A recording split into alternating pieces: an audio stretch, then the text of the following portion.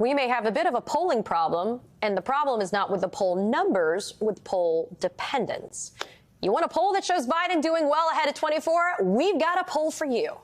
You want a poll showing Trump doing well ahead of 2024? Oh, we've got plenty of polls that show that. You want a poll to serve as a political advisor of sorts? We got that poll too. Look, polls can be useful. They can be informative and educational, but let's face it, polls cannot tell us in December of 2023 who will win an election in November of 2024. Don't believe me? Just ask Hillary Clinton. As Vanity Fair's Molly Jong-Fast puts it, let's stop treating polls as actual news events. Joining me now is Molly Jong-Fast, a special correspondent for Vanity Fair and the host of the Fast Politics podcast. I mean, Molly, my first question out of the gate, based upon everything that we know, should we just do away with polls altogether then? I mean, what's the utility in having them? Well, so polls are good for seeing a pattern, right? And they're good for watching a trajectory. So if someone is polling really well in Wisconsin and then they're polling less well, okay, you could see that that's useful. But the reality is national polls have almost no use because we don't elect a president that way, right? We elect with an electoral college. So national polls, I would just throw out because who cares? Winning the popular vote is meaningless in this country. So then my question is, how do we as journalists, how do we in the media use a poll then if you're telling me it's not a predictor of what's going to happen and even unless it's kind of in our backyard, right, it may not actually have any significance right there? Well, so I think the way to think of it is this. There's a guy called Daniel Borenstein who wrote this book in 1962. He was sort of the first to sort of look at PR as a kind of public relations as almost a crisis. And he came up with this idea of pseudo events, right? So pseudo events are events that are created for news coverage. Like a press conference. Okay. So you look at a poll like a press conference. So people don't take press conferences largely as breaking news, right?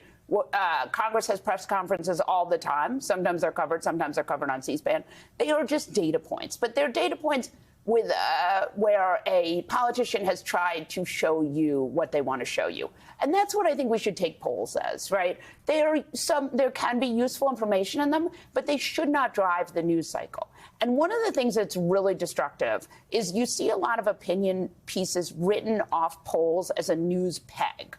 So, for example, when I was working on this piece, there were like 3 pieces on the Washington Post site that were written with polling as fact. So, for example, the border comes back to bite Democrats because it's based on a polling. So it's based on the supposition that the border is somehow a problem for Democrats because of a poll.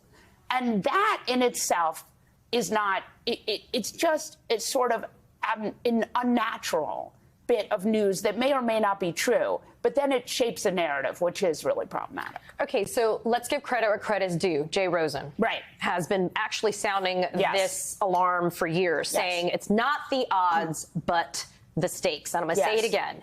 Not the odds, but the stakes. The focus that Jay says should be not who has what chances of winning, but the consequences for American democracy. I mean, I don't know if you could underscore that anymore in terms of its importance, especially as we sit here today, Molly. So my question for you is, but should journalists be telling its readers, its viewers, et cetera, what's at stake? Is that really a place for journalists? Or should they just be just the facts, ma'am? Yes, but the facts are what's at stake, right? And I think the place where you can see this the most is 2016, right? If you look at the number of pieces that are written about Hillary Clinton becoming president as a fait accompli, because her polling was 90%, you know, as low as 78% when the Comey letter came out, but mostly in the 90s. So the idea was she was going to be the next president.